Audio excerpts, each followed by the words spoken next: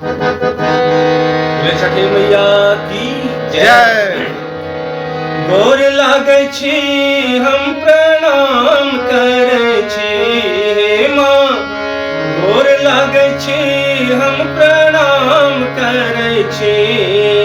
रोसड़ा समस्तीपुर घाट पर आह्वान करै छी, हम भेरहा के घाट पर आह्वान करै छी, हम मोतीपुर के घाट पर आह्वान करै छी।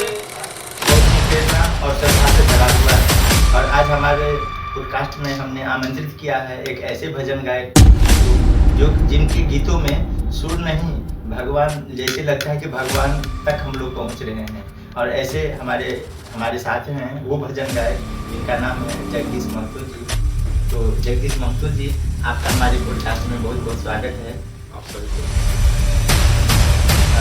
मैं ये बताना चाहता हूँ कि ये पॉडकास्ट आपके भक्ति और संगीत, ये दो जो आपके जिसमें आप बहुत ज़्यादा आपका इंटरेस्ट है, रुचि है, इसके बारे में हम लोग ये पूरे पॉडकास्ट में हम लोग इसके पीछे मतलब जैसे किस उम्र के साथ आप यहाँ से जब गए थे गुवाहाटी, उस समय आपकी एज क्या है? इसका तो क्या बताऊँ, बस क्लास 6 में था तब मैं गुवाहाटी चला गया था, लेकिन किताब वगैरह लेके गया था, वहाँ पढ़ाई भी करता था और कुछ काम भी करते थे। तो 89 से संगीत के क्षेत्र में इसमें लगे, तब से।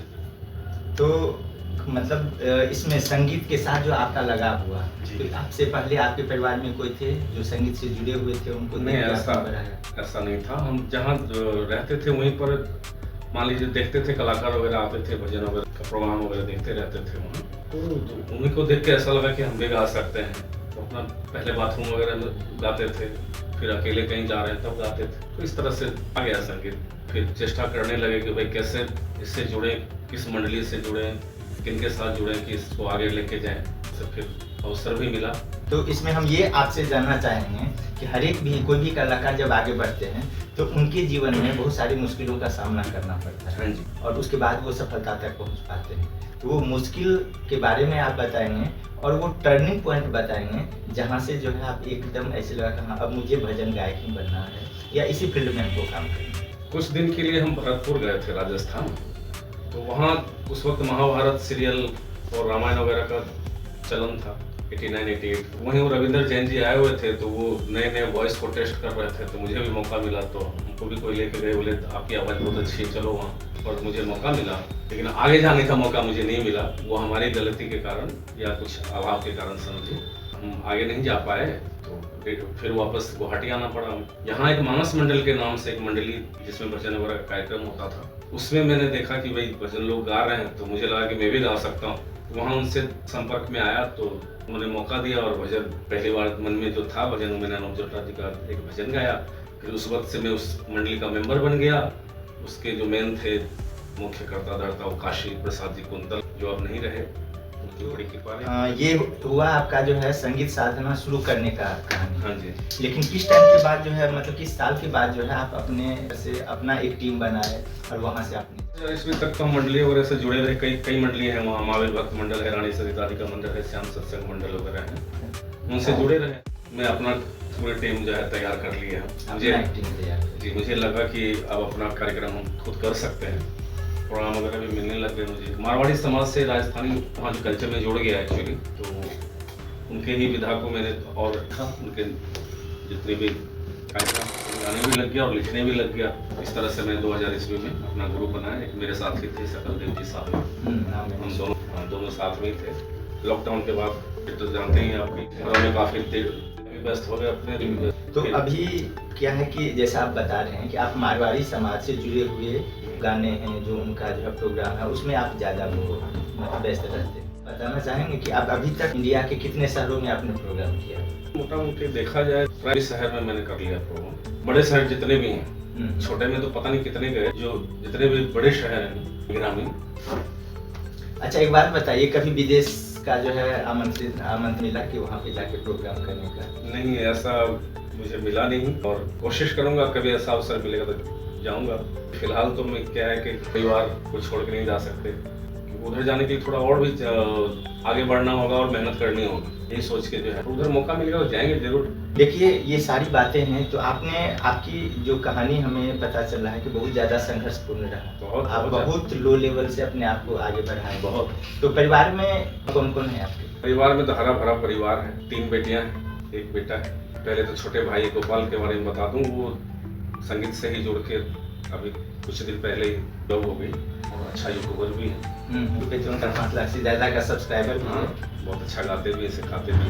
मेरी जॉब में भगवान की कृपा से लड़के की शादी हो गई थी, पोता भी 18 महीने। संगीत जर्नी मेरा चल रहा है। तो कहीं न कहीं जो आप अपनी कहानी बता रहे हैं, जिसमें आपने बहुत जीरो से स्टार्ट किया। हाँ। जैसा मैं समझ पा रहा हूँ, अपने फैमिली को साथ लेके, मतलब माँ बाप भाई बहन सबको साथ लेके आपने आगे बढ़ा। बिल्कुल। आज के डेट में जब उनको सक्सेस देख रहे हैं, एक लेवल में देख रहे हैं जहाँ पे आपकी ज़रूरत नहीं है, तो आपको क्या महसूस खुशी हो रही है? मतलब मैं ये समझ रहा हूँ कि भाई उन लोगों को लग रहा है या नहीं लग रहा है ये पता नहीं मुझे, हमारे बच्चों को, भाई बहनों। मेरी हकीकत ये है कि मैंने अपने परिवारजनों को आगे बढ़ाने के लिए जीवन पूरा लगा दिया, समर्पित कर। मैं अपने लिए स्वयं के लिए कुछ नहीं कर पाया। तो कर्म वो दिख रहा है कि आपके जितने भी, मतलब आपसे जुड़े हुए जितने लोग थे, अगर वो सक्सेस हो गए तो यह भी एक बहुत बड़ी अचीवमेंट इसको कहा जा सकता है, मुझे जो आपने किया। और आज के डेट में बहुत ज़्यादा खुशी मिलती होगी आपको। अब आते हैं इस बात पे कि आपने इतने, अब एक सब गायक के रूप में अपने आप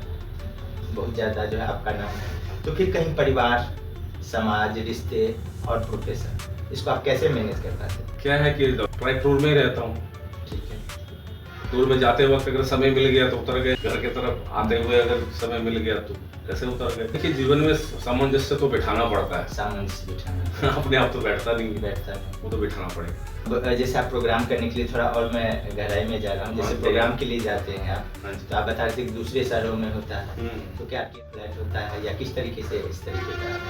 वो आसपास हुआ तो अपने गाड़ी से भी, 4 व्हीलर से चले जाते हैं। थोड़ी दूर की जर्नी हुई तो सामने वाला किस स्तर से मुझे बुलाना चाहते हैं, उनपे किस समय, हाँ उनके किस तरह का प्रोग्राम है, समय का भी बात है। अगर जल्दी भी जाना है तो फ्लाइट की टिकट, जैसे अभी 2 तारीख को जा रहा हूँ जयपुर, सिक्कर प्रोग्राम है तो फ्लाइट से जाऊँगा राजस्थान में, क्योंकि 1 तारीख को गुवाहाटी प्रोग्राम है तो 2 तारीख को मुझे फ्लाइट से ही जाना। जरूरत के हिसाब से। और जो प्रोग्रामर होते हैं, ऑर्गेनाइजर होते हैं, मेरा वो नहीं है कि मैं प्रोग्राम करने जा रहा हूँ तो फ्लाइट से ही जाऊँगा या राजधानी में ही जाऊँगा या C2 टायर में जाऊँगा, ऐसा कुछ नहीं। मैं तो ये चाहता हूँ कि बस वहाँ पहुँचना है, समय से पहले पहुँच जाओ, सामने वाला का भी मतलब उनके ऊपर भी ज़्यादा बर्डन ना हो और हमें भी ऐसा नहीं लगे कि भाई हम उनको मिसयूज कर रहे हैं। अच्छा, एक बात मैं बताना चाहता हूँ कि यहाँ पे बहुत सारे गायक के बारे में जैसे मैं सुनता हूँ कि पैसा ले लिए फिर प्रोग्राम नहीं किए या कुछ इस तरीके का, तो आप इसमें अगर किसी से कितना भी, अगर कोई आपसे प्रोग्राम अटेंड कर लिया कि भाई सर इतना जो हम आपको पे कर रहे हैं,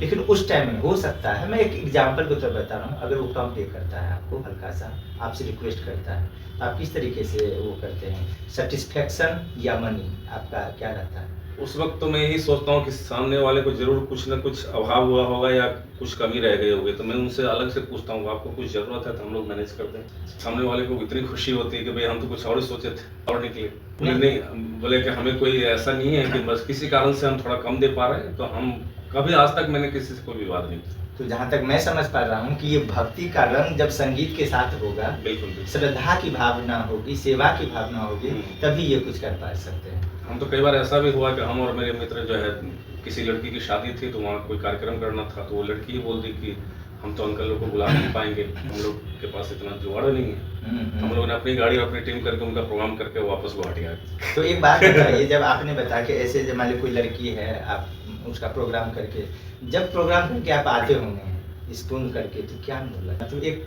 संतुष्टि या मतलब वहाँ पर हम उनसे वाहवाही लेने के लिए हम लोग रुके ही नहीं, उनको ये तक महसूस नहीं होने दिया कि भाई, क्योंकि उनको ये नहीं लगे कि भाई हम पेमेंट के लिए यहाँ खड़े हैं, कुछ दे दिया जाए। ऐसा लगा कि हमारे घर का कोई रिलेटिव ही, कोई गेस्ट आए हुए हैं, प्रसाद लिए।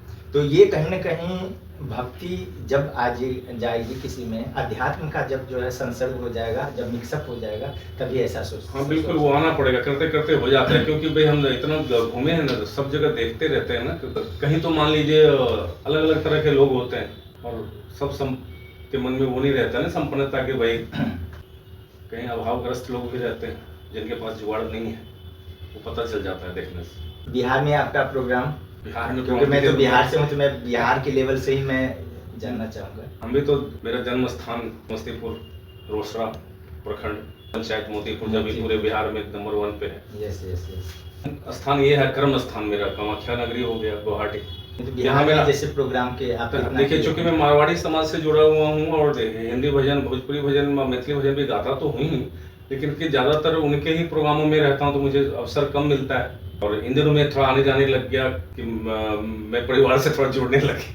पहले बहुत दिन पे आते थे, थोड़ा परिवार से लगाव ज़्यादा हो गया है कि पोताजी हो गए हैं, बेटियों की शादी हो गई है, एक बच्ची है अभी, वो भी जॉब में ही है, तो थोड़ा सा जल्दी मन करता है कि आएँ प्रोग्राम वगैरह मिलेगा। तो यहाँ भी बिहार में भी मारवाड़ी समाज बहुत हैं, समस्तीपुर, मुजफ्फरपुर, पटना में, रोसड़ा हमारे क्षेत्र में ही अच्छे समाज हैं मारवाड़ी समाज।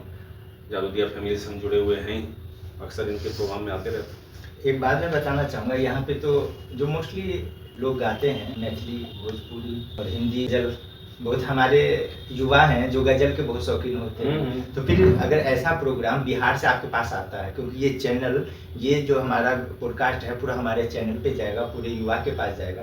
अगर कोई चाहते हैं कि आपका प्रोग्राम करवाना, मान लीजिए हमारे यहाँ किसी लड़की की शादी है, अब शादी में आप बारात जाएंगे, वहाँ पे आपका प्रोग्राम है, किसी तरह का भी प्रोग्राम, वहाँ पर क्या होगा, स्वागत गीत गाना होता है, समझे जी के या उनकी जरूरत के डिमांड के हिसाब से, उनकी डिमांड क्या है कि हमें ये चीज का है, भोजपुरी का है, ये है, आप वो भी तरह मैनेज कर दूंगा, वो भी आप गाना गा सकते हैं, उस भी तरह मैं गाता भी हूँ। हमारी टीम में और भी लोग हैं, फीमेल सिंगर भी हैं और मेल सिंगर भी हैं, हम लोग कर लेते हैं।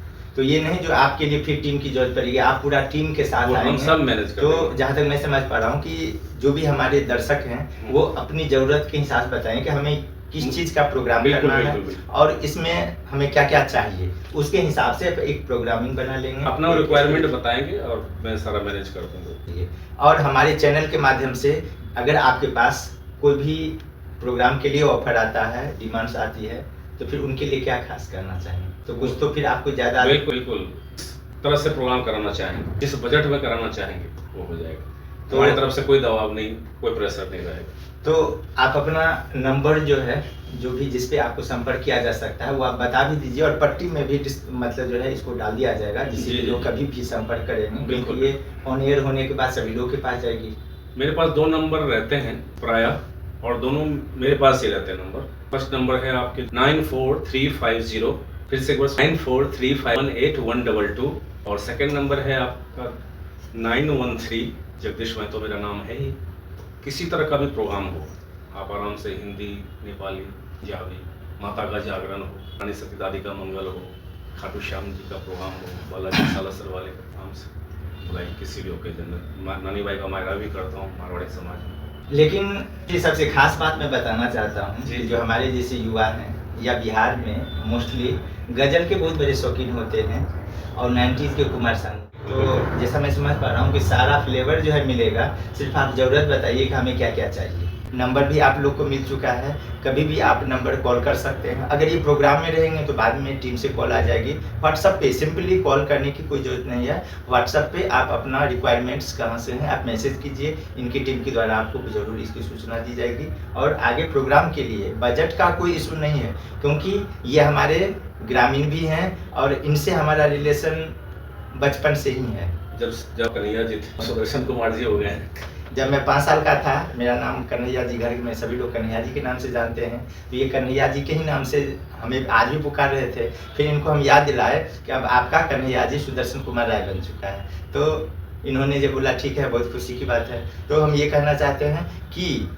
अभी जो हमारा मिशन है, जो हम बिहार के युवाओं को जिस क्षेत्र में जाना चाहते हैं, आप डिजिटल मार्केटिंग में जाना चाहते हैं, फार्मिंग में जाना चाहते हैं, डिजिटली अपने आप को ग्रो करके डिजिटली सेल्स करना चाहते हैं, आप जो भी करना चाहते हैं, उसके लिए हमारे इस चैनल के माध्यम से हम बहुत सारे इन्फॉर्मेशनल वीडियोज आएंगे, वैसे वैसे एक्सपर्ट आएंगे, वो बताएंगे। और जगदीश जी, आपको एक प्रॉमिस करना होगा ऑन एयर, क्योंकि ये रिकॉर्ड हो रहा है, आप भाग नहीं पाएंगे। आपके पास 30 से 35 साल का भजन गायक, आप मतलब आसान शब्दों में और बहुत नॉर्मल होकर रूट लेवल पे आपने यहाँ तक पहुँचा है, एक अनुभव बहुत बड़ी आपके पास है। तो जब कभी हम यहाँ पे, जब हमारे चैनल पे बहुत सारे लोग, जब हमारे सब्सक्राइबर जुड़ जाएंगे, तो हम एक बार मीटअप करेंगे, जिसमें इस एरिया के बिहार से जितने भी म्यूजिक लवर हैं, जो म्यूजिक में देखना चाहते हैं, बिल्कुल देखिए खास युवा क्या करते हैं कि वो देखते हैं कि जगदीश जी जो है अभी एरोप्लेन में है, उसका फोटो डाले तो वो चीज़ ही सिर्फ देखते हैं, लेकिन उसके पीछे की कहानी कहाँ से शुरुआत हुई, सही बात, किस तरीके से भक्ति से जुड़ के, किस समर्पण सेवा की भावना से जुड़ के आगे बढ़े हैं, ये वो नहीं समझ पाते हैं, या उनके पास वो जानकारी नहीं पहुंच पाती है। इसके लिए जब ऐसा कुछ, जब आपके आने जाने के क्रम में, क्योंकि मैं जानता हूँ कि आपका बहुत ज़्यादा हैट्रिक सेशन होता है, प्रोग्राम आए, एक दिन आए, बच्चे को देखे, माँ को देखे, फिर आप चले गए, तो इसमें कभी हम लोग ऐसा प्रोग्राम या ऐसा प्लानिंग करेंगे, बिल्कुल, उस समय तो पहले हम लोग 1 मंथ पहले हम आपको इसकी सूचना देंगे, और आपके प्रोग्राम से, क्योंकि जो आपका ज्ञान है, आपका ये जितना आपने सीखा है, ये हमारे बिहार के युवाओं को भी मिले, तो ये प्रॉमिस आपको करना होगा। अब आप अपने बारे में बताइए कि आपके चैनल हमारे तरह के युवाओं के लिए क्या क्या कर सकता है और कैसे कर सकता है, वो जरा फिर से एक बार थोड़ा सा शॉर्ट में बताइए। मेरा चैनल मोस्टली डिजिटली कैसे आप ग्रो सकते हैं, डिजिटल मार्केटिंग से रिलेटेड, जो कि एक बिजनेसमैन को भी यूज करना होगा, कस्टमर लाने के लिए, अपने आप को गूगल पे लिस्टिंग के लिए, कस्टमर कम पैसे में कैसे जो कस्टमर हम ला सकते हैं, अपना वीडियो बना के आप कैसे अपने आप को प्रमोट कर सकते हैं। अब तो आर्टिफिशियल इंटेलिजेंस का ज़माना है, तो AI से कैसे आप अपने बिजनेस, अपने जॉब में इम्प्लीमेंट कर सकते हैं। दूसरा फार्मिंग, क्योंकि हम एक रूरल एरिया में, फार्मिंग से कैसे अपने आप को आगे ले जा सकते हैं।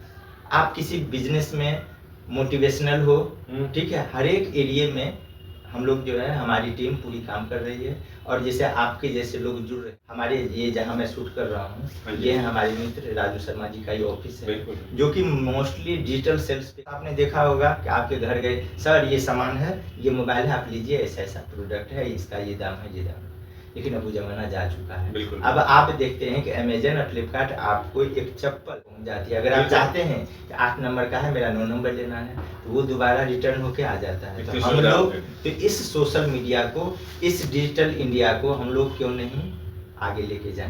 तो ये मेरा मेन मिशन है, और जिसमें सभी लोग, हम लोग एक टीम के तरीके से काम कर रहे हैं, जो हमारी विचारधारा से हैं, वो सभी लोग एक साथ हो रहे हैं, आगे बढ़ रहे हैं। एक ही क्षेत्र है, जो हमारे मित्र हैं राजू शर्मा जी, उनका एक मिशन है कि कम से कम 1000 लोगों में एक जॉब जनरेट करना, या उनको इस लेवल पे लेके जाना, अगर वो कि वो आगे अपना बिजनेस करो, जो भी करें, वहाँ हम लोग जो है अपने क्षेत्र में वो आगे बढ़े, कोई लीडर है तो अपने आप को कैसे आगे बढ़ा सकते हैं, हर एक चीज़ पे हम लोग का जो फोकस रहेगा, हम लोग का एक रहेगा, जिसका कोई ये चार्जेबल ये नहीं है कि हम लोग जो बहुत ज़्यादा उनसे एक मोटा फी चाहिए या बम्बई जाना चाहिए, वो सारा चीज़ आपको यहीं मिलेंगे। और ऐसे लोग मिलेंगे संगीत के तो 30-35 साल पुराने जिससे अनुभव जो रखे हुए हैं। अभी हमारे साथ और भी लोग एक्सपोर्ट इम्पोर्ट के एक्सपर्ट जुड़े हैं, जो मुंबई में थे, अच्छा, अभी बिहार शिफ्ट किए हैं, उनका है कि हमें समाज के लिए कुछ करना है। तो इसी तरीके से एक बिजनेसमैन का, एक जैसे कोई स्टूडेंट्स हैं, 10th है, 12th है, सवेरे हमारी बात हुई थी, तो वो बोले कि हम आपके चैनल पे आएंगे,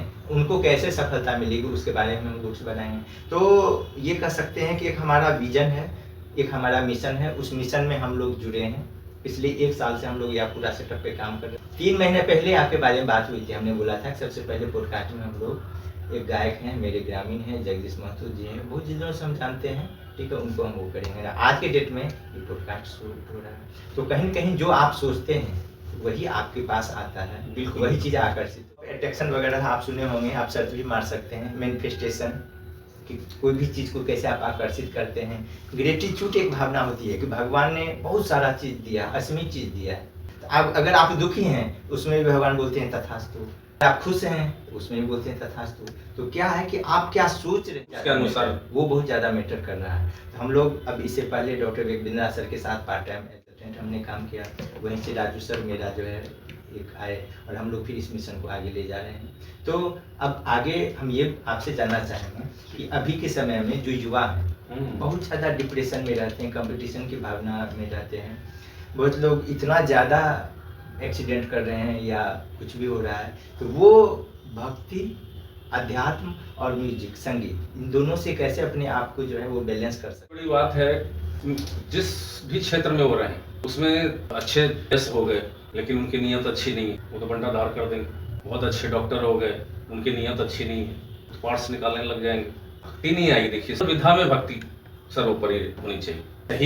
तो जैसा हम समझ पा रहे हैं कि जी। सेवा, समर्पण और जी, श्रद्धा, बिल्कुल। भक्ति तभी आएगी जब सेवा करने की भावना होगी, जिसमें सेवा, श्रद्धा की। तभी लोग अब यहाँ पे हमें एक लाइन नजर आ रहा है, भगवान श्री कृष्ण कहते हैं कि जैसा मैं चाहता हूँ वैसा तुम करो और होगा वो जो तुम चाहोगे। बिल्कुल हम लोग चाह लेते हैं अपने हिसाब से, तो होता है हमारे तरीके से नहीं, उनके तरीके से होता तो है। उनके तरीके से होता है और वो जो सही होता है वही कर देते बिल्कुल। हैं। हमें लगता है भगवान मेरे साथ ऐसा कर रहे हैं। चलिए, बहुत अच्छी बात है। आपसे साथ अभी जो हमने जितना गाने सुने, आपके साथ जितना आपने ये सारी बातें हुई, उसको संक्षिप्त में मैंने गाया है, तो आपको हमारे नहीं वो पूरा गाना जाएगा और खास वो गाना एक जितने भी आपने भक्ति जितने तरीके का आप गाते हैं और हाँ छठी जी। मैया का जो गाना उन्होंने गाया है और मैथिली में, मुझे वाकई बहुत अच्छा लगा। और अभी छठी मैया का टाइम है तो सही इसमें है। हम बहुत बिल्कुल, अच्छा, बिल्कुल। अब वो जो गाना बजा मैं उसमें बिल्कुल डूब गया। और बाकी भी जो आपने गाया और वो जो आजा का गणपति जी का जो आपने हाँ, गाना गाया, जो बिल्कुल। किसी भी शुरुआत के लिए बहुत माइंड ब्लोइंग था। कांवड़ यात्रा का भी गा ही दिया आप। हाँ, कांवड़ यात्रा का आपने जो गाया, निर्गुण भजन। ठीक है।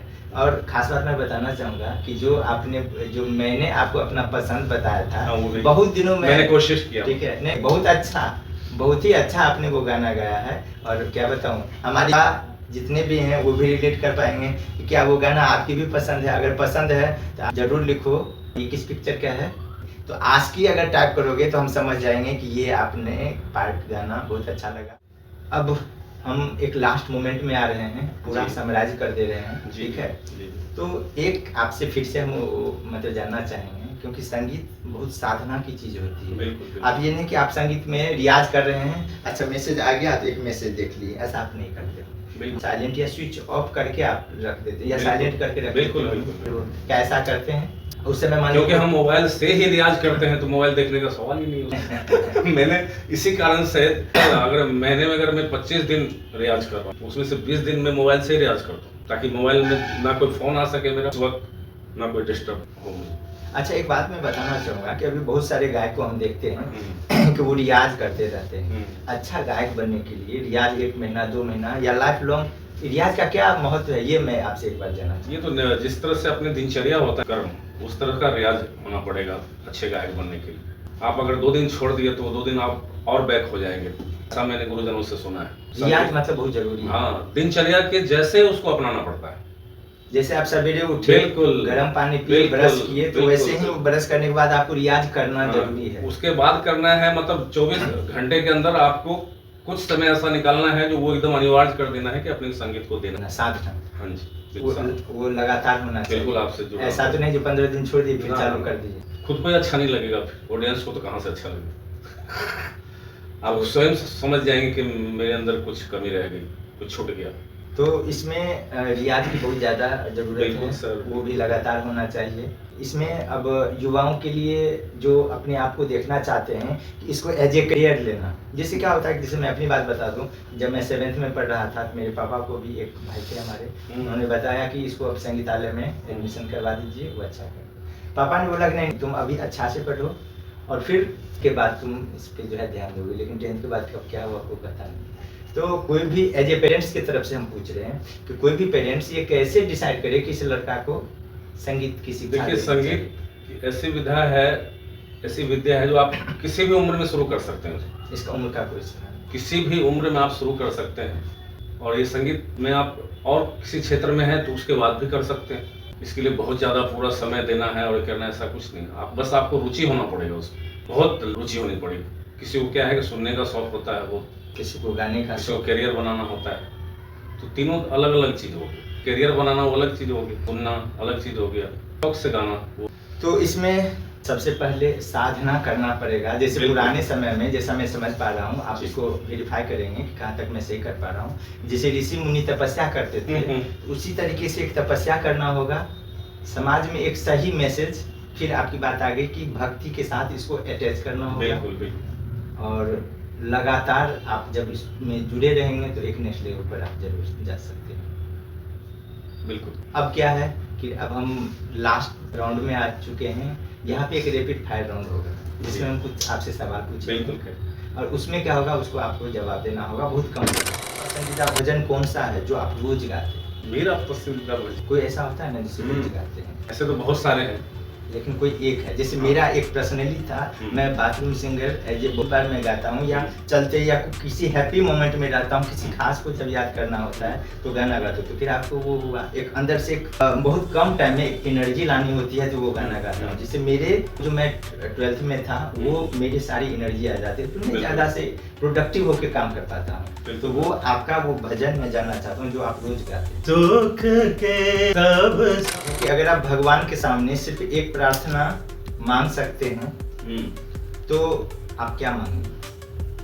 यही कि हे ईश्वर, आप मुझे यही आशीर्वाद दीजिए कि मैं किसी का भला कर सकूं या ना कर सकूं, बुरा किसी का ना हो मेरे माध्यम से, किसी का दिल ना। किसी का कर न सको तो बुरा किसी का मत करना, भला किसी का कर न सको तो बुरा किसी का मत करना। नहीं बन सकते तो तुम कांटे बन कर मत रहना, पुष्प नहीं बन सकते तो तुम कांटे बन कर मत रहना। मेरा आपसे यही है कि आपके जीवन में सबसे बड़ा प्रेरणा का स्रोत कौन है? गुरु, भगवान या प्रेरणा या सवाल आपने पूछा है, तीनों ही इंसान के लिए सर्वोपरि होता है और होना भी चाहिए। इनमें से किन्हीं को भी कम और ज्यादा आंकना सही नहीं रहेगा। मेरे लिए तीनों ही महत्वपूर्ण है। तीनों आपके लिए अध्यात्म गुरु भी खास मंदिर या तीर्थ स्थान को सबसे ज्यादा आप पसंद करते हैं, जहाँ से आपका भावनात्मक रिश्ता है सबसे ज्यादा? झारखंड के नाथ धाम देवघर, बाबा की नहीं, जहाँ मैं वर्षों से कांवड़ यात्रा कर रहा हूँ। बासुकीनाथ बाबा और राजा महाकालेश्वर कांवड़ लेके जाता हूँ। हर एक साल जाते हैं? उनसे तो अर्जी भी करता हूँ हमेशा 2 लाइन से। तो अब एक अभी ही हम और शर्मा जी दोनों लोग की तरफ से एक अर्जी ये है, इस चैनल और इस हमारा ये मिशन है, इसको जहाँ हम लोग देख रहे हैं वहाँ हम लोग पहुँच जाएं। ठीक है, ये भगवान से अर्जी आप जब बिल्कुल करेंगे अगली बार जब भी आप बिल्कुल बाबा से आपकी मुलाकात होगी। अब तो बाबा से तो एक बात कहना ही पड़ेगा राजू भैया, 2 लाइन। बिल्कुल बिल्कुल जब हम बाबा की चर्चा किए तो बाबा धाम ही चलते हैं। बिल्कुल बिल्कुल क्यों? बिल्कुल सर। कि जिस कांधे कांवड़ लाया हूँ, कांधे कांवड़। आपका ज्यादा अच्छा सुकून किस में मिलता है, गाना गाने में या सुनने में? देखिए, गाने के समय तो सुकून नहीं मिलता है, क्योंकि उस वक्त बहुत सारी चिंताएं रहती है, दिमाग कई जगह रहता है, म्यूजिक पे ऑडियंस। संगीत सुनने को मिल जाए तो सुकून तो वहाँ मिलता है। जी बहुत अच्छा। अब लास्टली एक और खास बात मैं बताना चाहूँगा, आपसे पूछना चाहूँगा कि आज के युवा क्योंकि इस रील्स में, सोशल मीडिया में अपना टाइम बर्बाद भी कर रहे हैं और आबाद भी कर रहे हैं, मतलब उसका सदुपयोग कर रहे हैं और दुरुपयोग भी कर रहे हैं, तो आपके हिसाब से उनके लिए मैसेज क्या होगा? देखिए सुदर्शन जी, कल मीडिया का जमाना है और रील तो चल ही रहा है मोबाइल पे। युवा अगर चाहें इस मोबाइल से आबाद तो हो ही जाएंगे, बर्बाद तो हो ही रहे, देखिए, लेकिन वो चाहें तो आबाद हो सकते हैं। और इस विषय में मैं सोचता हूँ कोई उन युवाओं के लिए अच्छा एक मैसेज दे सकते हैं कि युवा को किस तरह से मोबाइल को यूज करना चाहिए, क्योंकि आप एजुकेशन नहीं, ये इस पे तो हम लोग बहुत अच्छा काम कर रहे हैं, और आगे उससे कैसे मनी जनरेटर मशीन बना सकते हैं, वो कितना पॉजिटिव दे सकते हैं, बिजनेसमैन को कैसे हम लोग नेक्स्ट लेवल पे ले जा सकते हैं, सोशल मीडिया से कैसे वो अपना कस्टमर अपने दुकान पे ला सकते हैं, गूगल में अपने आप को कैसे लिस्टिंग कर सकते हैं, कम पैसे खर्च करके कैसे बहुत सारे कस्टमर इकट्ठे कर सकते हैं। जो स्टूडेंट्स हैं वो 10th हैं, 12th हैं, ग्रेजुएट्स हैं, वो अपना आपको करियर में कहाँ देख रहे हैं, क्या करना चाहिए, वैसे वैसे करियर एक्सपर्ट भी हमारे इस शो में आपको मिलेंगे, बिजनेसमैन भी मिलेंगे। अगर आपकी कोई कहानी है तो आप एक नंबर जाएगा इसमें आपको दिखेगा, वहाँ पे उसके बाद हमारी टीम हम लोग आपसे संपर्क करेंगे,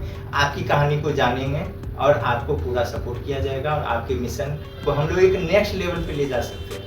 इसके लिए करना क्या है, अगर आप इतना पूरा हमारा अगर ये शो देख चुके हैं तो एक रिक्वेस्ट होगा जो कि मैं लास्ट में कर रहा हूँ आपसे, इस चैनल को सब्सक्राइब कर लीजिए, कीजिए, शेयर कीजिए अगर आपको अच्छा लग रहा है, और आपको लगता है कि नहीं एक खास दोस्त के लिए या किसी खास के लिए है ये वीडियो, अगर उनके लिए अच्छा है तो ये आप शेयर करके हमारा हौसला बढ़ा सकते हैं, जिससे कि इस मिशन में हम बहुत सारे लोगों को जोड़ सकें, बहुत सारे लोगों की समस्याओं को दूर कर सकें। नेक्स्ट लेवल का वाइब्रेशन के साथ हम लोग एक से एक लोग जुड़ते चले जाएंगे और इस मिशन में हम लोग आगे बढ़ाएंगे। तो फिर हम लोग अब जगदीश जी, आपने समय दिया, इसके लिए बहुत बहुत धन्यवाद। कि हम लोग का जो मिशन है, आपसे बहुत अच्छी बातचीत हुई, आपने इतना भरोसा दिलाया है कि इस मिशन में जहाँ तक हो सकेगा हमारा समय या और भी चीज़ की सपोर्ट की ज़रूरत होगी तो ज़रूर सपोर्ट मिलेगी।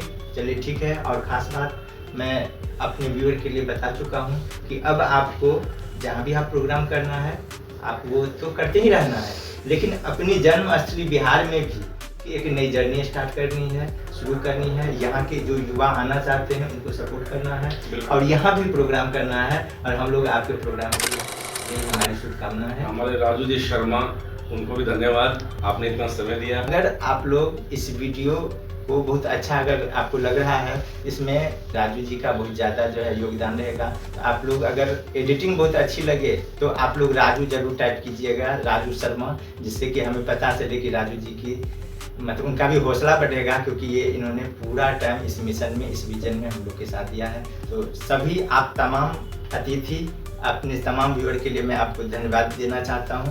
और इसी के साथ इस पॉडकास्ट को यहीं ख़त्म करते हैं। जय श्री राम। खत्म मत कीजिए, विश्राम कर दीजिए। कि जिस कांधे कांवड़ लाया हर हर महादेव, हर हर महादेव। जिस कांधे कांवड़ लाया भोले आपके लिए, वो कांधा काम आ जाए मेरे माँ बाप के लिए, वो कांधा काम आ जाए मेरे माँ बाप के लिए। जिस कांधे कांवड़ लाया मैं आपके लिए, जिस कांधे कांवड़ लाया हूँ मैं आपके लिए, वो कांधा काम आ जाए मेरे माँ बाप के लिए, वो कांधा काम आ जाए मेरे माँ बाप के लिए। मुझे पाल पोस कर जिसने है ये दुनिया दिखलाई, अब तक तो इन्होंने संभाला, अब मेरी बारी आई। अरे भरता हूँ तेरी कांवड़, भरता हूँ तेरी कांवड़ सी सौगात के लिए, वे कांधा काम आ जाए मेरे माँ बाप के लिए, ये कांधा काम आ जाए मेरे माँ बाप के लिए, ये कांधा काम आ जाए मेरे माँ बाप के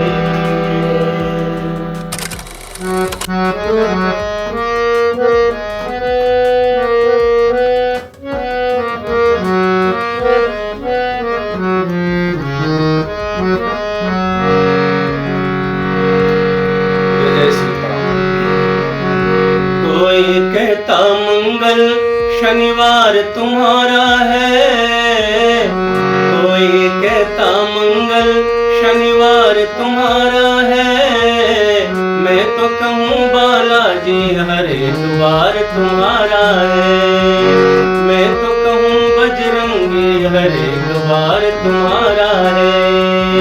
कोई कहता मंगल शनिवार तुम्हारा है, मैं तो कहूँ बालाजी हर इतवार तुम्हारा है, मैं तो कहूँ बालाजी हर इतवार तुम्हारा है।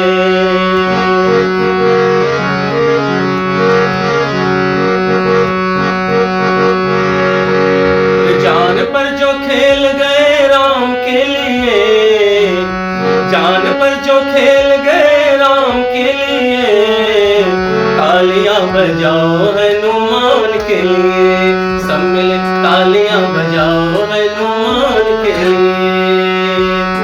जब जब याद करे वो देखो श्री राम को याद करे, राम नाम की चादर ओढ़े राम नाम की माला है, बनवारी पल भर भी उनको नहीं भूलने वाला है। सारा जीवन रखा गुणगान के लिए, सारा जीवन रखा गुणगान के लिए, वो तालियां बजाओ हनुमान के लिए, तालियां बजाओ हनुमान के लिए। श्री राम जय जय राम, श्री राम जय राम जय जय राम, श्री राम जय राम जय जय राम, श्री राम जय राम जय जय राम। राम भी आए कृष्ण भी आए, अपना देश महान है। राम भी आए कृष्ण भी आए, अपना देश महान है। इस मिट्टी से तिलक करें हम, जो प्यारा हिंदुस्तान है। राम भी आए, मात पिता गुरुजन सभी आदर पाते हैं। मात पिता गुरुजन सभी आदर पाते हैं। देवी देवता की तरह पूजे जाते हैं। बड़ों का मान है, बच्चों का ध्यान है। यहाँ हर माता के दिल में यशोदा मैया रहती है।